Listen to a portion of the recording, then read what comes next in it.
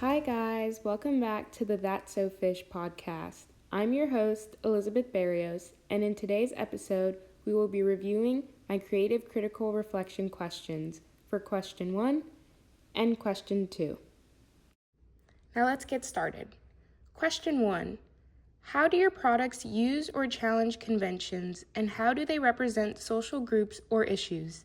My film primarily sticks to traditional crime conventions, particularly in its plot structure. However, by featuring teenagers as its main characters, it represents certain aspects of teenage social dynamics and feeds into the common fears parents have when their kids go out and what could potentially happen. While it doesn't tackle major societal issues, it does reflect the way in which teens interact and navigate their environments.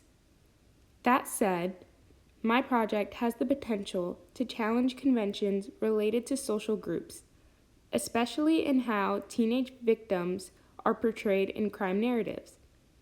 The podcast serves as an opportunity to expand on these ideas, discussing common stereotypes surrounding teenage kidnappings and how the media often portrays them. In this podcast, we can analyze these tropes and explore whether they truly show the reality or feed into misconceptions about youth safety and vulnerability. On to question 2. How do your products engage with the audience, and how would they be distributed as real media products? My film engages the audience primarily through entertainment, immersing them in the suspenseful atmosphere of the story. By using a third-person point of view, viewers feel like they are in the film with the characters. The strategic use of camera angles enhances this engagement, giving the viewer foreshadowing and building tension, making the experience more suspenseful and interactive. If this were a real media product, it could be distributed on platforms such as YouTube, where audiences can frequently consume independent content.